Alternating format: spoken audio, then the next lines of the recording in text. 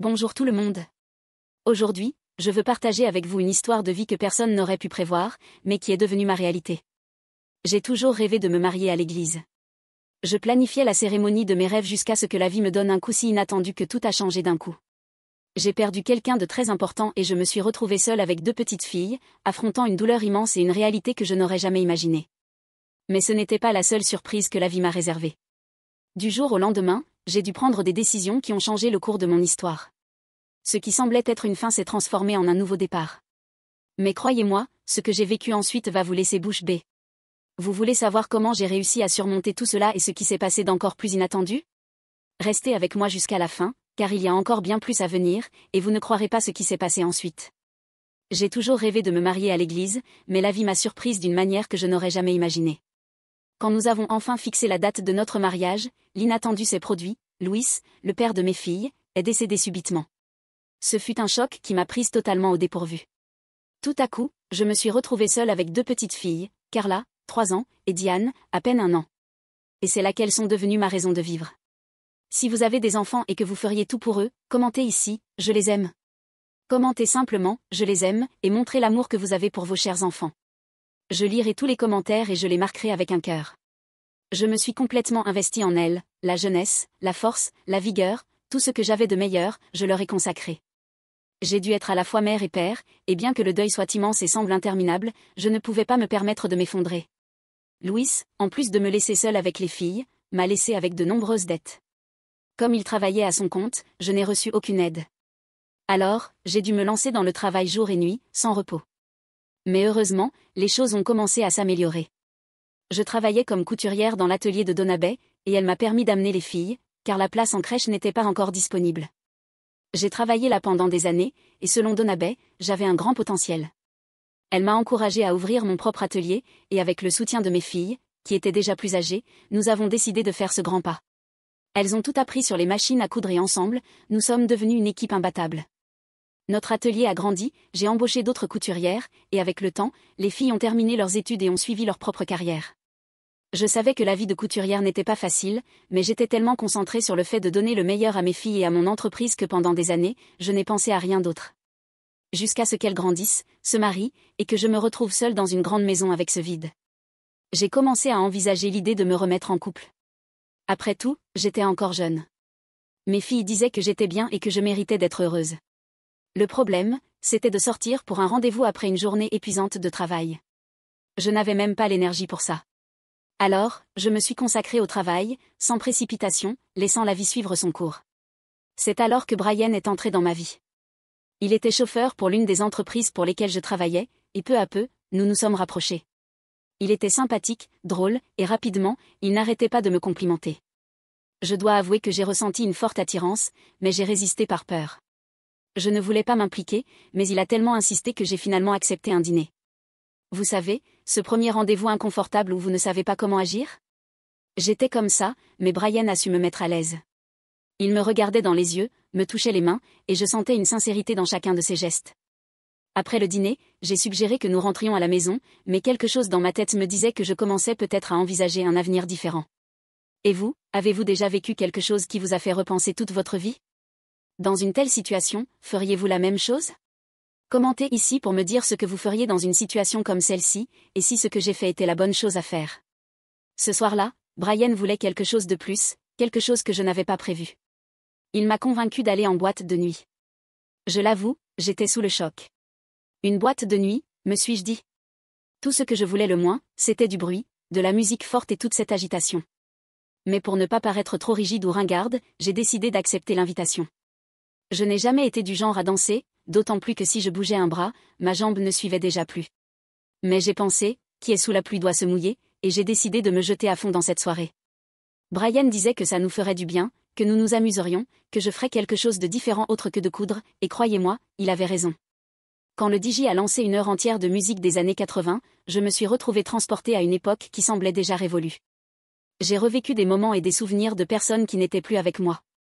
C'était un mélange de tristesse et de joie, quelque chose que je ne savais pas que je ressentais si intensément. Mais le meilleur restait encore à venir.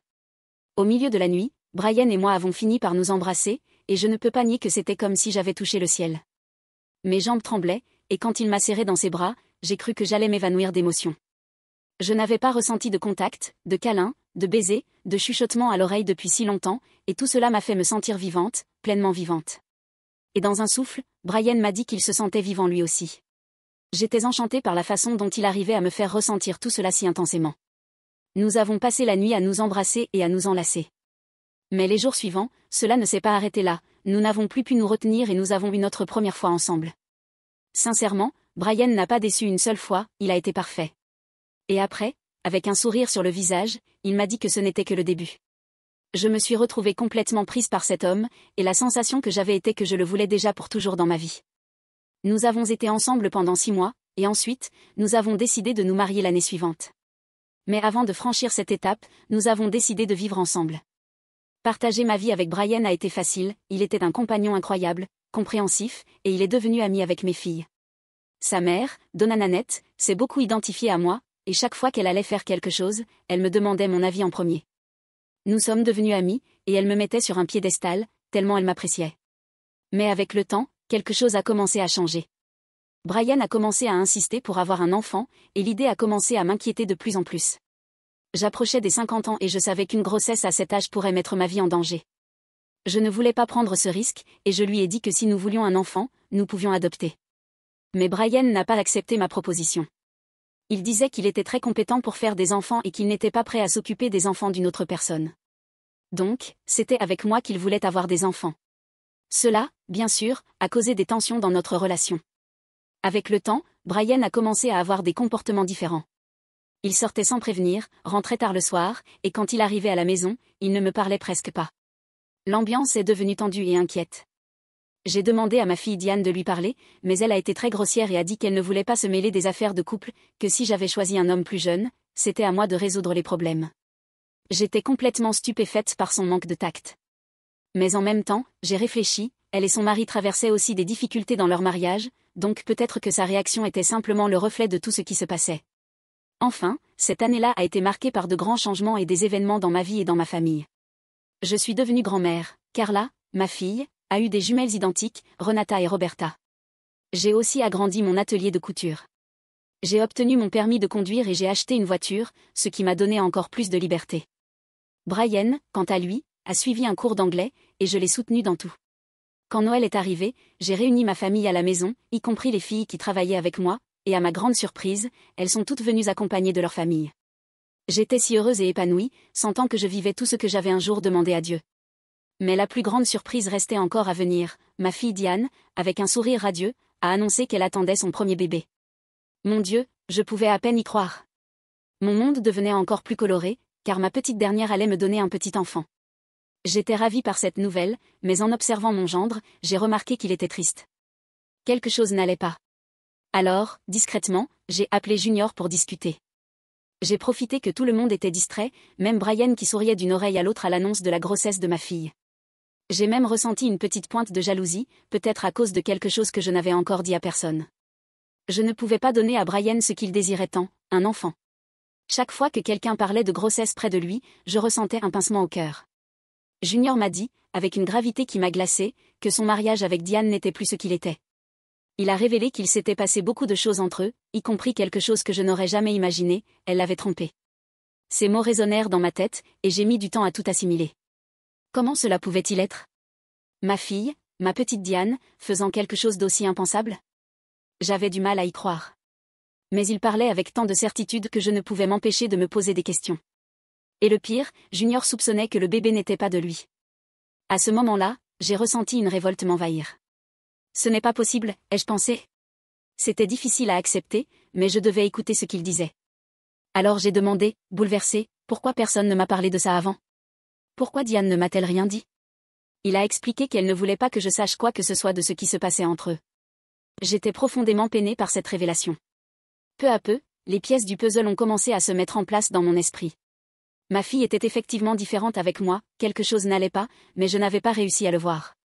Junior m'a demandé de ne rien dire à personne, surtout pas à Diane, et m'a dit qu'il attendrait la naissance du bébé pour prendre une décision sur leur avenir.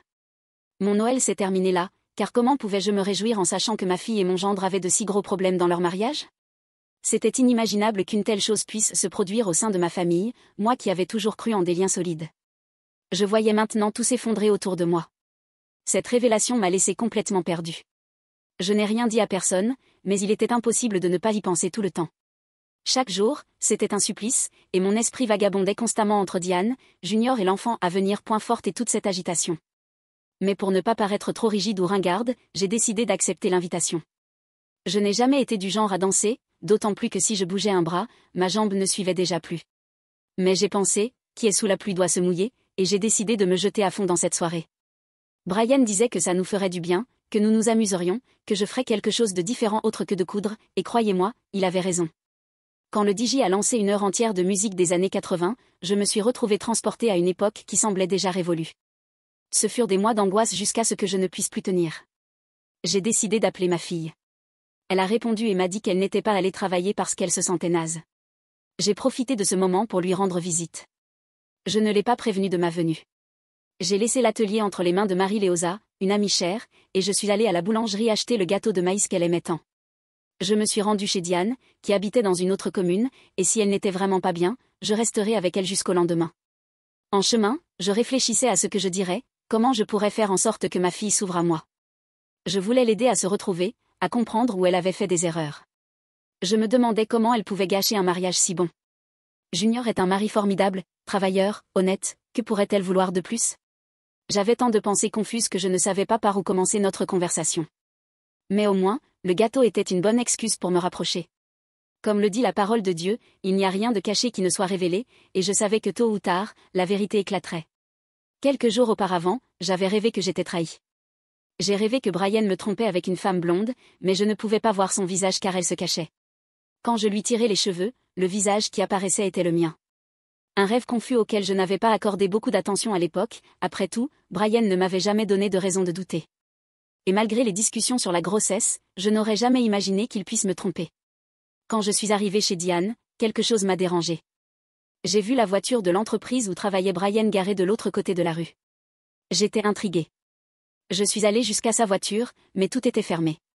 J'ai décidé de marcher jusqu'au bout de la rue pour voir s'il y avait un atelier de couture à proximité.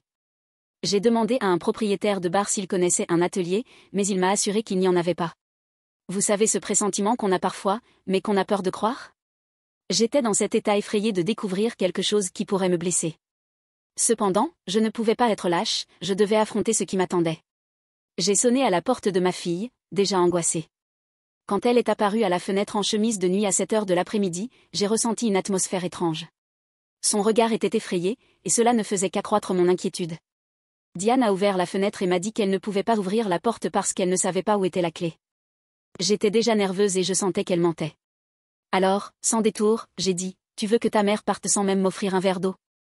Elle, gênée, a répondu qu'elle ne pouvait pas ouvrir la porte. Le mensonge devenait de plus en plus évident, la sensation que quelque chose n'allait pas me rongeait. Je savais que je ne pouvais pas laisser cela passer. Avec fermeté, j'ai demandé qu'elle ouvre la porte en disant, « Je sais déjà qui est avec toi à l'intérieur. » Diane m'a dit que j'étais folle, que je la rendais encore plus nerveuse. Comme je n'ai jamais aimé les scandales, j'ai demandé une nouvelle fois poliment qu'elle ouvre la porte. Diane a quitté la fenêtre, et quelques minutes plus tard, elle est apparue à la porte. Elle m'a demandé de partir, disant qu'elle ne voulait voir personne, m'accusant d'être folle pour être venue chez elle sans prévenir. Je lui ai répondu fermement, « Je suis ta mère. » Diane a répliqué avec une colère que je n'aurais jamais imaginé entendre de sa bouche, « Même si c'était le président, il doit prévenir et ce n'est pas parce que tu es ma mère que je suis obligée de t'ouvrir. » J'ai regardé ma fille dans les yeux, le cœur serré, et j'ai dit sans hésiter, « Pourquoi trahis-tu ta mère? Pourquoi n'es-tu pas honnête avec moi? Tu crois que je suis si stupide que je ne sais pas que toi et Walter avez une liaison? » Diane a tenté de nier, mais je n'ai pas cédé.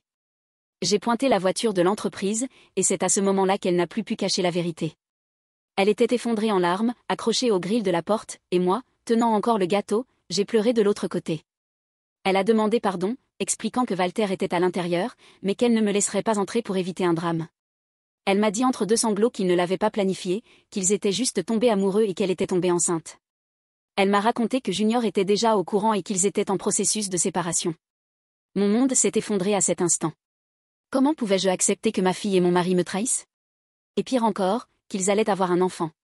J'ai laissé mon cœur brisé à la porte et je suis partie sans dire un mot, avec le gâteau que les filles de l'atelier m'avaient demandé d'apporter. Marie-Léosa, mon amie fidèle, a remarqué que quelque chose n'allait pas et m'a suivie jusqu'à la maison. Je lui ai tout raconté, incapable de retenir mes larmes.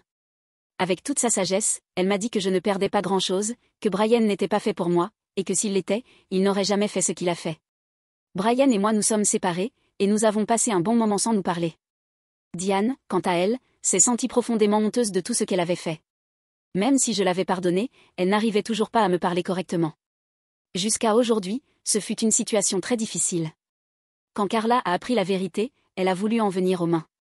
Elle voulait frapper sa sœur et Brian, mais je lui ai demandé de les laisser vivre leur vie, car avant tout, la violence ne résout rien.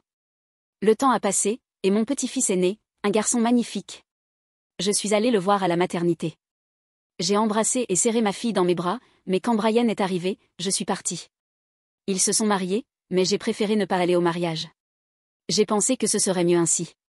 Tout ce qui s'est passé m'a causé beaucoup de douleur, mais avec le temps, la douleur a diminué.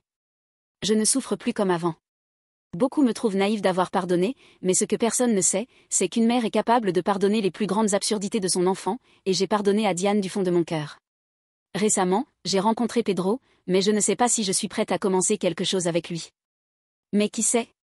Peut-être que ce sentiment changera avec le temps.